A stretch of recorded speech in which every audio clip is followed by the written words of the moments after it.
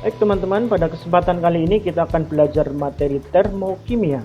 Untuk lebih dekat ya dengan materi yang akan kita pelajari, maka kita sebaiknya ketahui dulu apa itu termokimia. Ya, termokimia itu adalah cabang ilmu kimia yang mempelajari tentang kalor.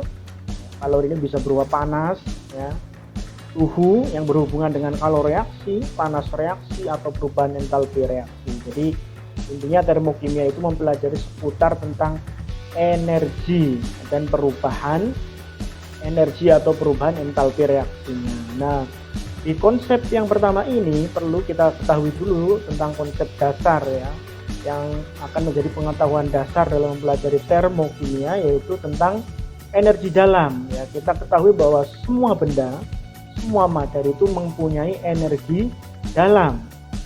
Energi dalam sendiri itu adalah jumlah seluruh energi yang terkandung dalam suatu materi, yang dapat berupa energi kimia, energi kinetik, energi potensial, energi panas, ya, dan lain sebagainya.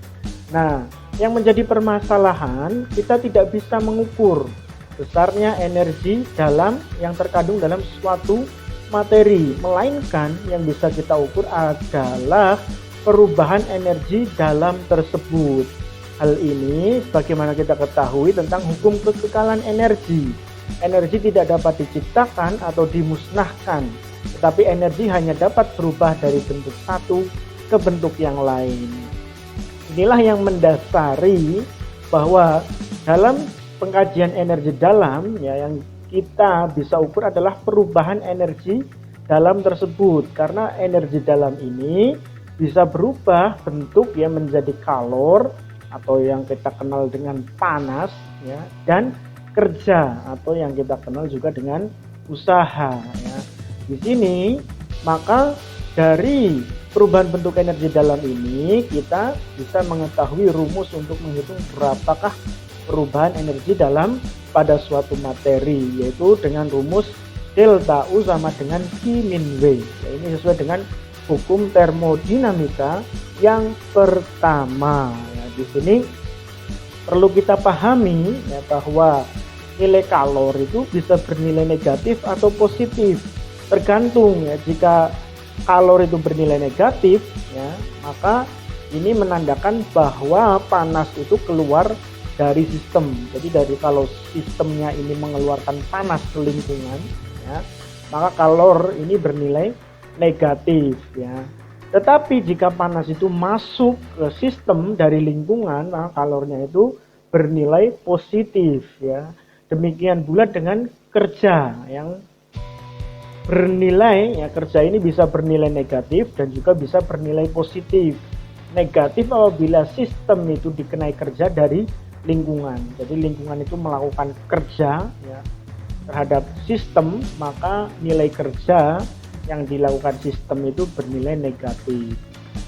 Tetapi jika sistem melakukan kerja terhadap lingkungan, maka nilai kerja ini bernilai positif. Sebagai contoh begini ya, ada suatu kasus misalnya jika suatu sistem menyerap kalor dari lingkungan sebesar 10 kJ, artinya sistem ini menerima kalor ya, ada perpindahan kalor dari lingkungan ke sistem, maka nilai kalornya bernilai positif ya. Dan di sini sistem melakukan kerja sebesar 6 kJ, sehingga nilai kerjanya adalah bernilai positif. Maka kalau ditanya berapakah perubahan energi dalamnya, tinggal kita masukkan ke dalam rumus ya.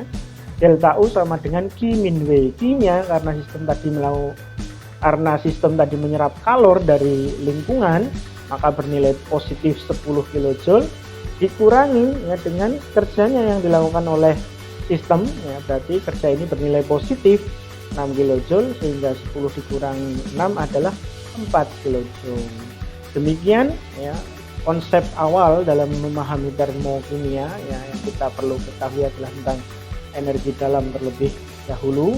Semoga ini dapat diterima dengan baik dan semoga bermanfaat. Sekian.